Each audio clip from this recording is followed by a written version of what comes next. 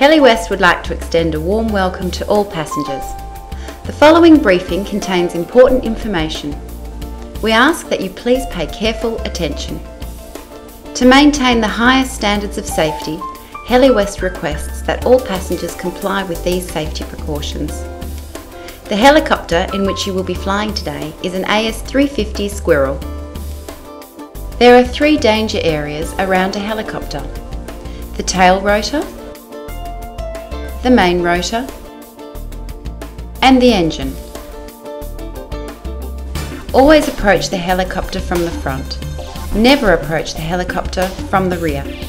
You should remain well clear of the tail rotor at all times. Walking to the tail rotor can be fatal. Always be aware of the main rotor blades. Do not extend your arms above your head as you approach the aircraft. If you are carrying any lengthy items, do not hold them vertically, hold them forward. Never go past the rear doors of the helicopter. Both heat from the engine and fumes from the exhaust could cause burns. When approaching the helicopter, remain outside the circumference of the rotor disc in full view of the pilot. Please remove hats or any other loose articles. You should either hold a soft hat in your hand or stow it before approaching the aircraft. Give the pilot the thumbs up signal to indicate you would like to approach the aircraft. Under no circumstances should you walk towards the helicopter until the pilot gives you the thumbs up in return. When this happens, walk to the nose of the helicopter.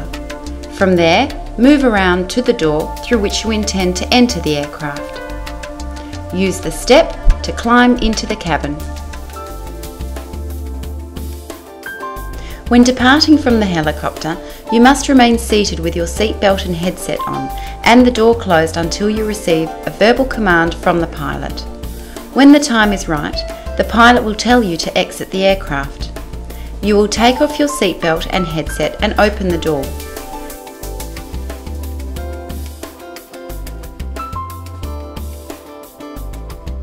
You will then move around to the nose of the helicopter.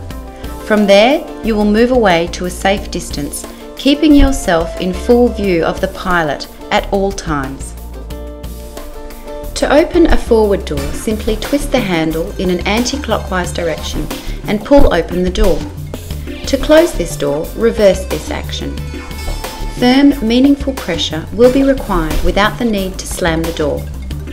To open a sliding rear door, turn the handle anti-clockwise and pull the aft portion of the door outwards and towards you. Then slide the door along the runners until it comes to a stop and clicks into place. To close this door, release the catch at the top of the door frame. Slide the door closed and turn the handle clockwise to lock. If there is no sliding rear door, simply enter through the forward door behind the pilot. Once seated, please fasten your seatbelt. On this type of aircraft, there can be various types of seatbelt. However, you should have a 3-point harness. It can be fastened by pulling the strap across your chest and pushing the clip into the buckle. Make sure the belt is not turned or twisted. Make sure the buckle is facing upward. Always keep your seatbelt fastened when on board the helicopter. To release, simply lift the flap. After fastening your seatbelt, please put on your headset. This must be worn for the duration of the flight. This will allow communication with both the pilot and the other passengers. There is padding on the top to ensure comfort, and the microphone should be located directly in front of the mouth. Volume may be adjusted by rotating the switch on the side of the headset.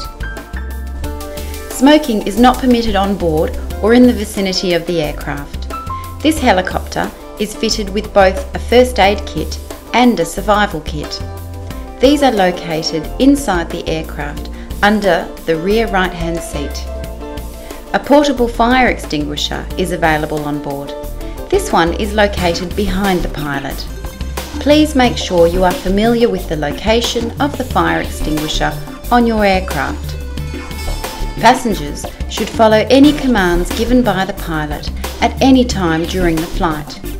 The aircraft is also equipped with an emergency locator transmitter. This will be located in either the rear baggage compartment, behind the co-pilot seat, or with the survival kit.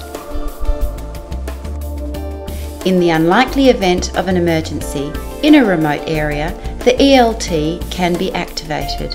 Clear instructions for its use can be seen when the unit is removed from its case.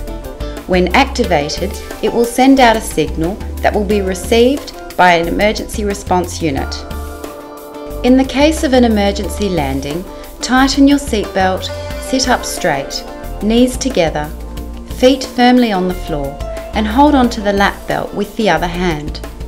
Stay calm and wait for the helicopter to touch down. Exit through the door and move forward to a safe distance away from the aircraft.